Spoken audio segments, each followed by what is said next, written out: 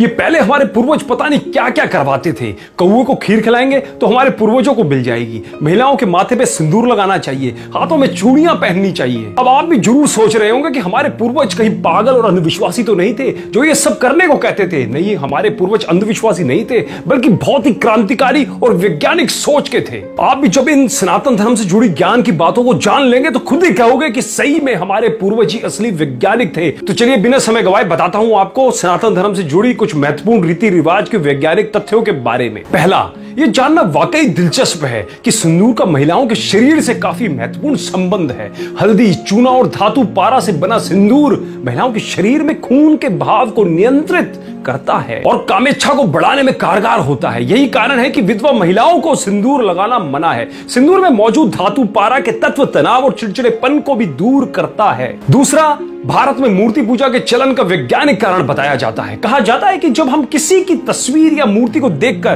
प्रार्थना करते हैं तो पूरा ध्यान उसी आराध्य देवी देवताओं के ऊपर हो जाता है। मन एकदम एकाग्र और नियंत्रित हो जाता है। इसलिए भारत में आध्यात्मिक उन्नति के लिए मूर्ति पूजा को मानव जीवन का अहम हिस्सा माना गया है। तीसरा, हाथों में चूड़ियां पहनने का भी दिलचस्प वैज्ञानिक कारण है। कहा जाता है कि कलाइयों में चूड़ियां पहनने से हाथों का ब्लड फ्लो ठीक हो जाता है, साथ ही चूड़ियों की वजह से ऊर्जा भी नियंत्रित रहती है। चौथा, मंदिर ऐसे स्थानों पर बने होते हैं जहां पर उत्तर और दक्षिणीय ध्रुवों के चुंबकीय और विद्युतीय बलों के कारण सकारात्मक ऊर्जा भरपूर मात्रा में होती है। मंदिर के मुख्य मूर्ति ठीक बीच में स्थापित की जाती है। इस जगह को मूल स्थान या गर्भगृह भी कहते हैं जहां मूर्ति की स्थापना होती है। उस स्थान के नीचे वैदिक मंत्रों से लिखी तांबे की धातुएं रखी जाती है। तांबा धरती के चुंबकीय बल को अपनी ओर आकर्षित करता है। इसलिए जब कोई नियमित तौर पर मंदिर में जाकर परिक्रमा आदि करते हैं तो तांबे के इसी चुंबकीय प्रभाव के कारण शरीर की नकारात्मक ऊर्जा भी धीरे धीरे सकारात्मक ऊर्जा का स्थान ले लेती है।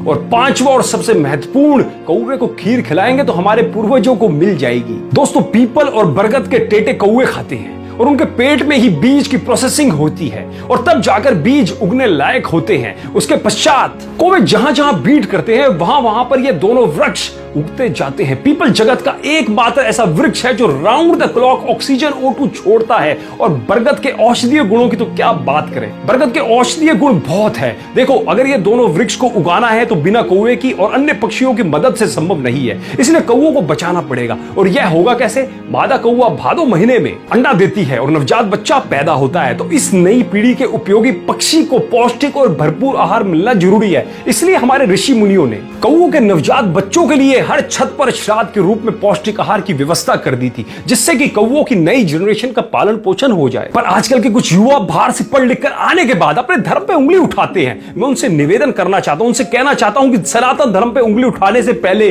सनातन धर्म को जानो, सनातन धर्म को पढ़ो, फिर उस पर उंगली उठाओ। जब आपके विज्ञान का ABC भी नहीं था ना, तब हमारे सनातन धर्म को पता था कि किस बीमारी का इलाज क्या है, कौन सी चीज खाने लायक और कौन सी चीज खाने के लायक नहीं है। अतः ज्ञान का भंडार है हमारा सनातन धर्म और उनके नियम। विदेशी शिक्षा पद्धति पढ़े और अपने पूर्वजों ऋषि मुनियों के नियमों पर उंगली उठाने के बजाय उसकी गहराई को जानिए। और आज तो विदेशी शिक्षा पद्धति भी हमारे वेदों गीतों का अपने यहाँ प्रयोग कर रही है। तो उंगली उठाने से पहले एक बार जरूर सोचा कीजिए। दोस्तों, मैं उम्मीद करता हूं कि इस वीडियो ने भी आपको जागरूक जरूर किया होगा। यदि किया हो तो हमें एक कमेंट के माध्यम से सनातन धर्म के बारे में आपके महत्वपूर्ण विचार जरूर बताइएगा। और इस वीडियो को ज्यादा से ज्यादा सबके साथ शेयर जरूर करें जो सनातन धर्म पर उंगली उठाते हैं, उनको भी सनातन धर्म के महत्व का पता चल पाए। चलिए अगले वीडियो में फिर मुलाकात होगी, तब तक के लिए धन्यवाद।